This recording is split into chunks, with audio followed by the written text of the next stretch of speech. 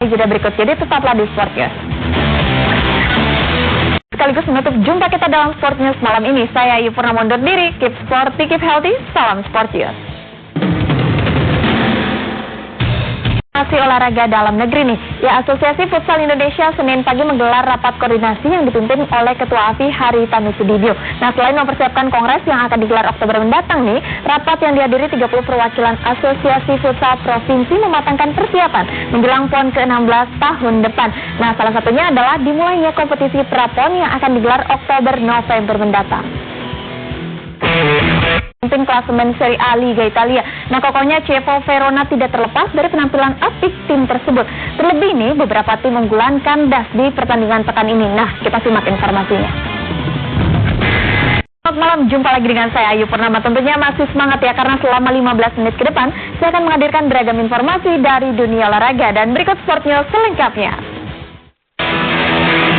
Kita awali informasi olahraga malam ini dari ajang Liga Premier Inggris. Nah, Sobat Sport memasuki pekan ke-6 Liga Premier Inggris, beberapa tim mediocre masih mendominasi klasemen sementara di liga tertua di dunia itu. Nah, bertenggernya tim-tim non-unggulan di peringkat atas tidak terlepas sempurnanya performa mereka dalam beberapa laga kemarin. Dan ini dia informasinya. Raihan angka sempurna di Liga Prancis musim 2015-2016 ini. Nah, tampil cemerlangnya skuad asuhan Laurent Blanc itu tidak terlepas dari permainan apik yang ditunjukkannya selama menjalani laga, dan terlebih beberapa pemain anyar yang menunjukkan kualitasnya. Dan berikut informasinya. Kita serius untuk mengatasi permasalahan lamanya waktu bongkar muat atau dwelling time di Pelabuhan Tanjung Priok. Kemenko Maritim dan Sumber Daya bekerja sama dengan Polri membentuk satuan tugas untuk menangani dwelling time, termasuk memberantas mafia pelabuhan. Dan ini pemerintah berjanji akan mengeluarkan paket kebijakan ekonomi untuk meredam gejolak perekonomian dalam negeri. Kalangan pengamat mengingatkan agar pemerintah serius melakukan antisipasi. Alasannya adalah selama ini pemerintah dinilai kurang tanggap dalam melakukan mitigasi ekonomi. Ketergantungan terhadap dana asing, pemerintah perlu menciptakan kebijakan yang mendorong perbaikan iklim usaha di level masyarakat. Hal ini penting untuk mengenjot pertumbuhan ekonomi Indonesia. Di Bundesliga, Bayern Munchen dan Borussia Dortmund kembali saling dalam meraih posisi teratas. Namun posisi pasukan kuning hitam hingga kini belum juga tergoyahkan akibat hasil sempurna yang diraihnya di pekan ketiga. Nah, seperti apa pertarungan dua tim terkuat di Bundesliga? Ini dia informasinya.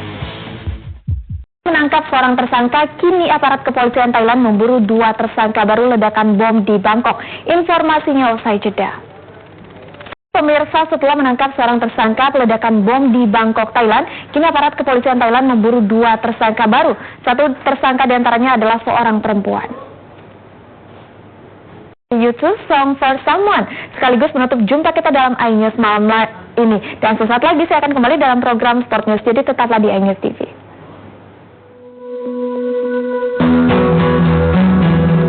Selain pemirsa, sejumlah pengunjuk rasa terluka akibat bentrok dengan aparat kepolisian di depan gedung parlemen Ukraina. Saat unjuk rasa tersebut berlangsung sempat terjadi ledakan kecil. Tadi Anda dapat langsung nih mengklik situs okezone.com.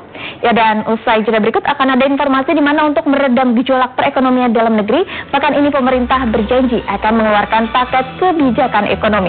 Informasinya sesaat lagi. Masih ekonomi, di mana pemirsa perlambatan ekonomi dan pelemahan rupiah membuat pelaku industri makanan dan minuman mulai mengurangi jam kerja karyawan. Nah, kebijakan ini ditempuh untuk menekan biaya operasional di tengah menurunnya daya beli masyarakat.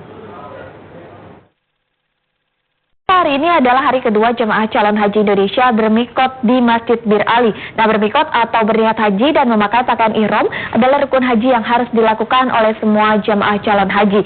Bir Ali merupakan tempat untuk bermikot bagi jemaah yang datang ke Mekah dari wilayah Madinah.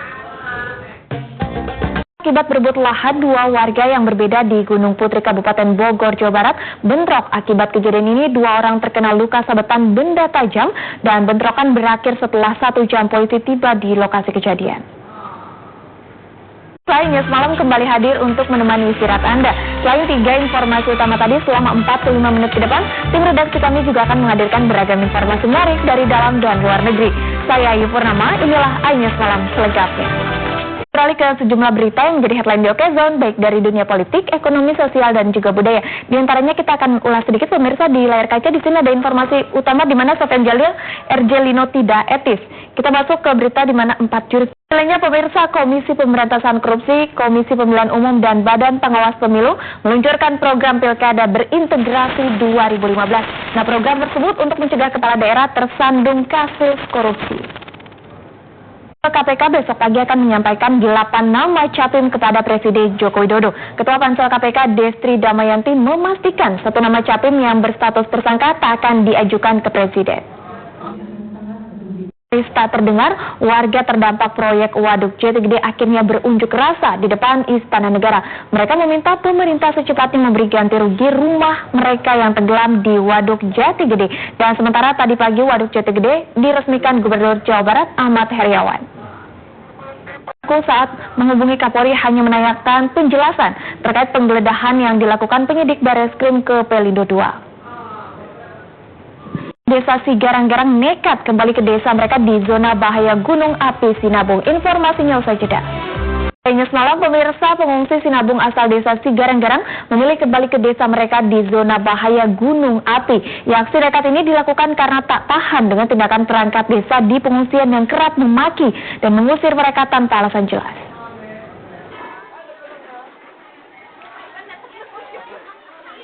1.352 jemaah calon haji asal kota Semarang yang tergabung dalam 5 kloter rencananya segera diberangkatkan pada 11 September mendatang. Namun sebagian jemaah calon haji mengaku resah jika permasalahan visa dan paspor akan menunda keberangkatan mereka seperti pada beberapa kloter sebelumnya.